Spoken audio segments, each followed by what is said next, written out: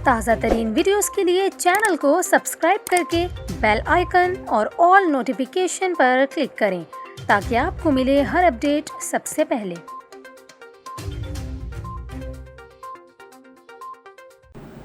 और अभी आपको कराची के मौसम के हवाले से अपडेट करें, जहां आज भी कहीं हल्की और तेज़ बारिश का सिलसिला जारी है।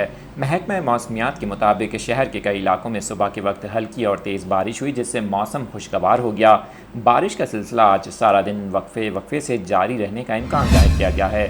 गुज़िश्ता रोज़ भी शहर में तेज़ और हल्की बारिश हुई, जिससे मुख्तलिफ हादसात में 9 अफराद जान से गए। महकमा मौसमियात का कहना है कि हवा का शदीद कम दबाव अब भी पाकिस्तान की साहिली पट्टी पर असरअंदाज हो रहा है। बारिशों का सिलसिला आज शाम तक जारी रह सकता है। हवा के कम दबाव के बायस से बलूचिस्तान की साहिली पट्टी पर भी तेज़ और हल्की बारिशों की पेशगोई की गई है।